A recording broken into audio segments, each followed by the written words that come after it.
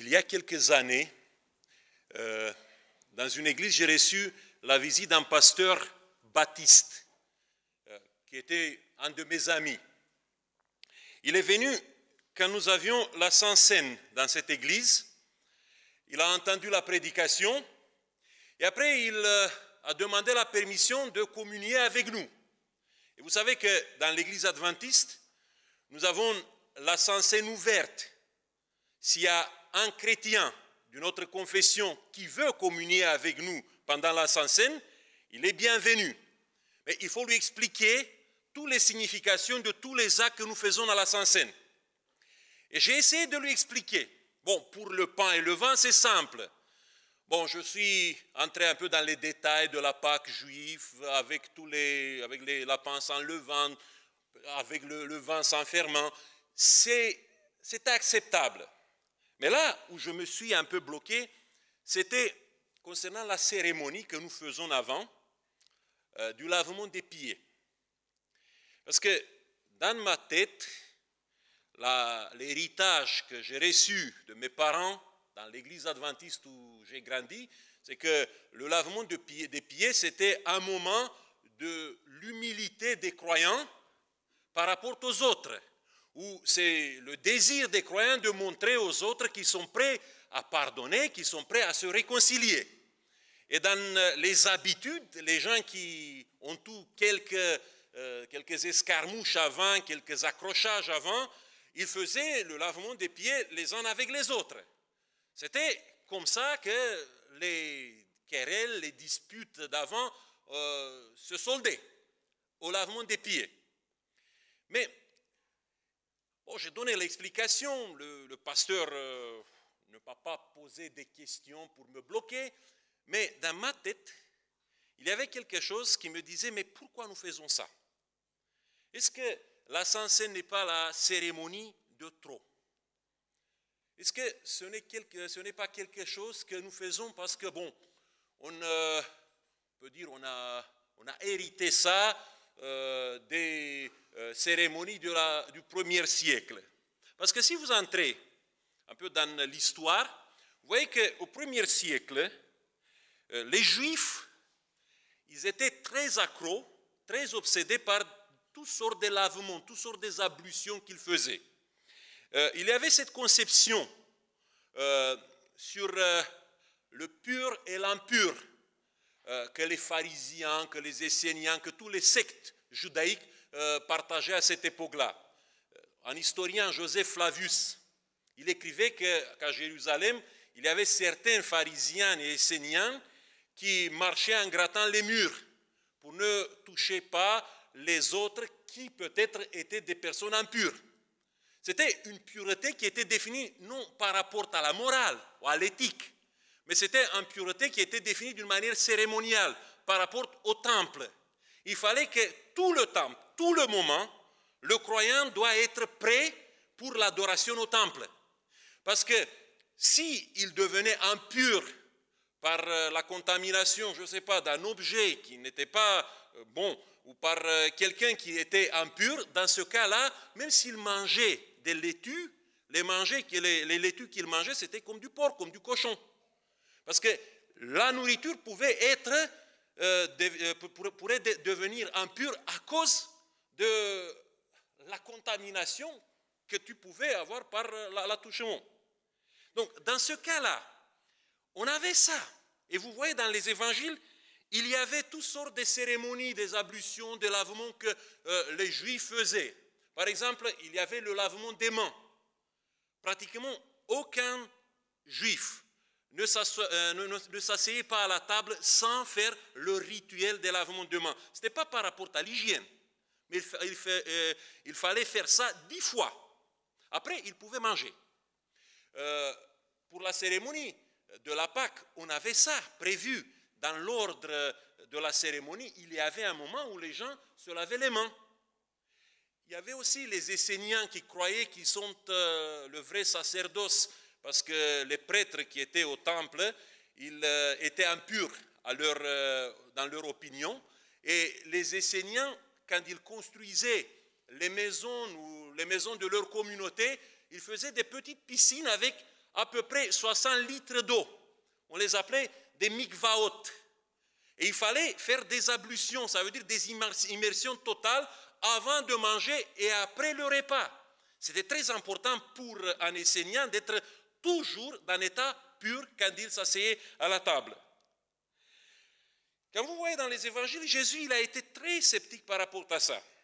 Quand les pharisiens ont accusé les disciples qu'ils mangeaient avec les mains impures, Jésus les a défendus.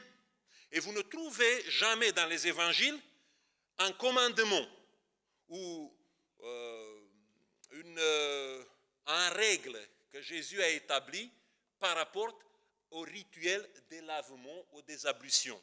Il n'y a rien. Il y a seulement le baptême que Jésus a fait, qui était l'immersion dans l'eau, mais c'était une fois. Ce n'était pas tous les fois quand il allait pour s'asseoir à la table. C'était juste une fois dans la vie. Et ça avait une autre signification. Ce n'était pas lié à la pureté cérémonielle, mais c'était lié à la pureté morale, à la pureté du cœur. Donc, il n'y avait pas ça.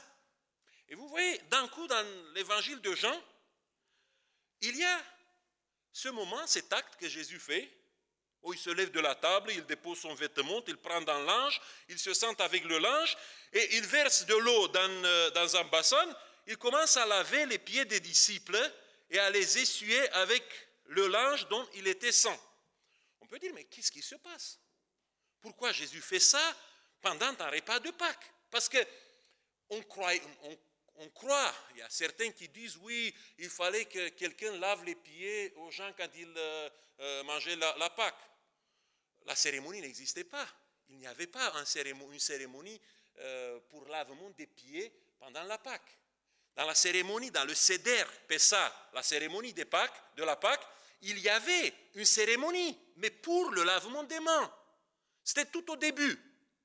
Après la bénédiction de la première coupe, après la première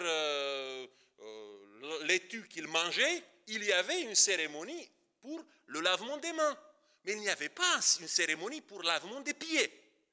Donc, si vous lisez bien le texte dans le contexte, Jésus, il a voulu, d'une manière intentionnelle, de faire ça. Et c'est pour ça que je me pose la question, pourquoi? Est-ce que c'est la cérémonie de trop ou est-ce que c'est un message que nous devons apprendre, comprendre et le délivrer aujourd'hui comme Jésus il a voulu? C'est pour ça que je me pose la question, pourquoi toujours aujourd'hui nous devons associer le lavement de pieds avec le repas du Seigneur? Quels sont les sens? Quelle est la signification de cette association des deux actes que nous accomplissons pendant le repas du Seigneur? Il y a d'abord une première, si vous voulez, un premier argument par rapport à tout ce que nous faisons pendant la cérémonie de la Sainte Seine. Vous savez, conformément au 1 Corinthiens chapitre 11, le verset 23, l'apôtre Paul disait, parce que je vais lire exactement, 11, le verset 23. Car j'ai reçu du Seigneur ce que je vous enseigne. Donc l'apôtre Paul, quelques années après, il disait à l'église de Corinthe, quand il a vu qu'il y avait des dérives par rapport à la Sainte Seine, il disait que la Sainte Seine doit rester toujours une reproduction fidèle de ce que Jésus a fait. Nous n'avons pas le droit d'apporter notre changement ou notre interprétation personnelle à ce que Jésus a fait. Il faut étudier la signification que Jésus a donnée à tous les actes pendant la Sainte Seine. Parce qu'aujourd'hui, dans le christianisme, vous avez une cacophonie pour l'Eucharistie. Il y a des chrétiens qui communient avec deux espèces. Il y a d'autres qui communient avec une seule espèce. Ça veut dire seulement avec le pain. Le vin n'est pas pour les laïcs, c'est plutôt pour les officiants. Vous avez des chrétiens qui croient que le pain et le vin, c'est un sacrement, c'est un miracle qui se passe là-bas, que la substance du pain et du vin change au moment où le prêtre il fait la cérémonie et que ça devient d'une manière réelle le corps et le sang de Jésus. Il y a d'autres qui disent que c'est un symbole qui nous élève par le Saint-Esprit au trône de Dieu. Il n'y a pas un miracle ou un sacrement qui se passe là-bas. Après, vous avez d'autres qui viennent avec du pain qu'ils achètent au boulanger, juste à côté de la rue. Il y a d'autres qui disent non, il faut que le pain qu'il y a sur la table soit le pain sans levain.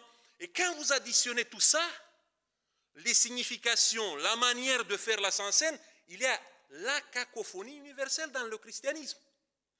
On a le dialogue entre les chrétiens aujourd'hui. Les gens s'assoient toujours à une table pour discuter. Mais je peux vous dire une chose, que la plupart des chrétiens ne veulent pas communier les uns avec les autres à cause de toutes ces choses-là, de tous ces changements. Parce qu'il faut aller tout au début à ce que l'apôtre Paul disait, parce que ça c'est du bon sens. On ne peut pas venir ici avec des interprétations ultérieures pour le pain et le vin, qu'on les prie peut-être des cultes des mystères ou qu'on les prie d'ailleurs. Il faut que nous allons à la Bible et nous devons chercher dans la Bible toutes ces significations. Vous voyez, quand vous lisez les 3 évangiles synoptiques, ça veut dire Matthieu, Marc et Luc, quand vous comparez le récit de la Sainte Seine, pratiquement c'est le même récit. Tous les 3 disent pratiquement les mêmes choses. Comment Jésus s'est comporté à la Sainte Seine, quand il a partagé le pain et le vin. Et quand vous arrivez à l'évangile de Jean, il faut voir que Jean qui a écrit l'évangile, il place pratiquement dans le même langage le lavement des pieds avec le partage du pain et du vin des synoptiques. Par exemple, dans le verset 15 de Jean 13, Jésus disait aux disciples, répétez l'exemple, continuez de faire la même chose que j'ai fait. Et dans Luc chapitre 22, le verset 19, par rapport au pain et au vin, qu'est-ce que Jésus disait? Faites cela en mémoire de moi. Donc, Jean dit presque la même chose.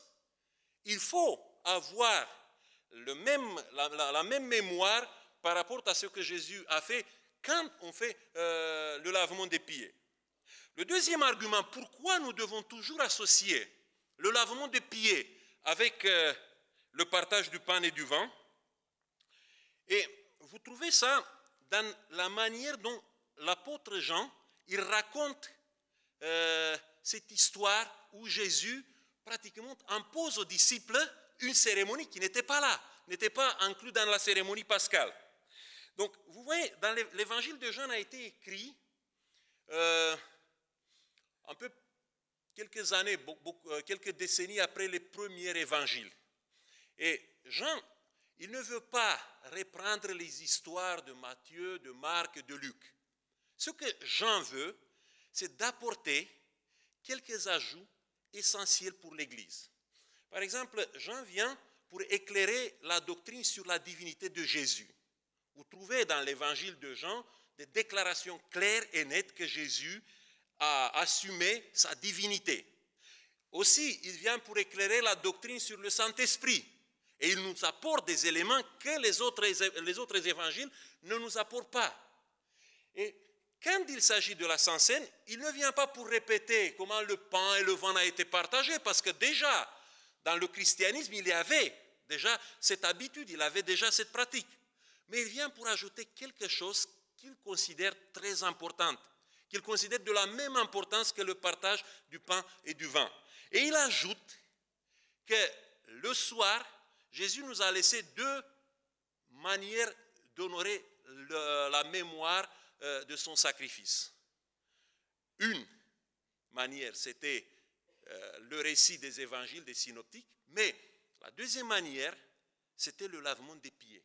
Et ici, l'apôtre Jean ajoute que le lavement des pieds n'est pas la célébration de, si vous voulez, de ma générosité, de me réconcilier avec quelqu'un. N'est pas la célébration de mon humilité personnelle, que je montre devant tout le monde, voilà, je suis prêt à m'humilier devant mon frère. Ce n'est pas l'humiliation du croyant devant un autre. Il s'agit ici de répéter, de montrer avant la lettre le sacrifice que Jésus a fait pour nous.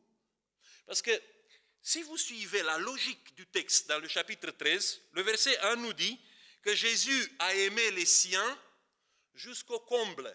Où il y a des traductions qui disent qu'il a aimé les siens jusqu'à l'extrême. Et l'amour jusqu'à l'extrême de Jésus, c'était le sacrifice. C'est dans cette manière que Jésus nous a aimés jusqu'à l'extrême. Après le verset 2 et 3, le texte nous dit que Jésus, il est conscient que son sacrifice va suivre bientôt. Donc, il faut se préparer pour achever, pour terminer le plan de salut. Et avant d'être crucifié, avant de mourir, il montre à ses disciples ce qui l'attendent. L'humiliation qui attend Jésus, pas l'humiliation qui attend les disciples. Et il prend la décision de laver les pieds des disciples pour montrer jusqu'où il s'est abaissé. Il s'est abaissé jusqu'à devenir un simple esclave. Seulement les esclaves faisaient ça.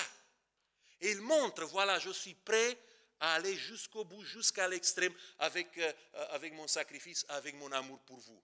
Donc il y a dans le lavement de pieds, et ça, il ne faut pas oublier, nous sommes dans un acte de mémoire par rapport à ce que Jésus a fait, par rapport à l'amour de Jésus, pas par rapport à ce que nous faisons les uns pour les autres. Ici, quand nous venons pour la Sainte Seine, il n'y a pas de la place pour mon ego, pour moi-même, pour ma propre personne, pour célébrer ce que je peux faire, je suis capable de faire, pour ma générosité et pour mon désir de réconciliation avec les autres. Il faut effacer ça de notre pensée. Nous ne sommes pas pour nous célébrer nous-mêmes. Le lavement de pieds, c'est le commencement, c'est montrer combien Jésus a été capable de nous aimer. Et je viens avec le troisième argument pour vous dire que les deux actes que nous les trouvons dans les évangiles, à la fois dans les synoptiques et à la fois dans l'évangile de Jean, il faut les associer et il faut voir que dans les deux actes, nous célébrons le même sacrifice. Le lavement de pieds et le partage du pain et du vin, ce sont deux faces de la même monnaie, le sacrifice que Jésus a fait pour nous. Dans le partage du repas, le partage du pain et du vin, le croyant il reçoit par la foi les bénéfices du sacrifice de Jésus. Si vous voulez, il est passif. On reçoit ça. Mais dans le lavement des pieds, le croyant, il pratique ce que Jésus a fait. Il se rappelle de ce que Jésus a fait. Et il s'engage par cet acte qu'il est prêt à aller jusqu'au bout, comme Jésus-Christ, il est allé pour lui. Ça, c'est si vous voulez, une cérémonie active que nous faisons. Donc, le repas d'amour et le service d'amour sont nécessaires toujours pour commémorer, pour réaliser ce que Jésus a fait pour nous. C'est pour ça que je vous invite aujourd'hui de participer à la Sainte Seine avec les deux actes que nous avons, deux actes qui sont nécessaires, deux actes qui sont la célébration du même sacrifice que Jésus a réalisé pour nous. Et à chaque fois que nous nous approchons de la table du Seigneur, quand nous nous rapprochons de ce moment où nous faisons exactement ce que Jésus a fait, ce que Jésus nous a légué, il faut garder dans notre mémoire tout ça. On n'est pas ici pour célébrer le moi. On n'est pas ici pour célébrer notre égocentrisme. On n'est pas ici pour montrer aux autres combien j'ai changé, combien je suis prêt à aimer, à être frère et sœur avec les autres. Mais on est ici pour témoigner, pour montrer notre adhésion totale au sacrifice que Jésus a réalisé pour nous. Et que nous voulons vivre toute notre vie à cause de ce sacrifice. Que Dieu nous bénisse et que Dieu vous bénisse de participer à la Sainte Seine avec cette mentalité. Amen.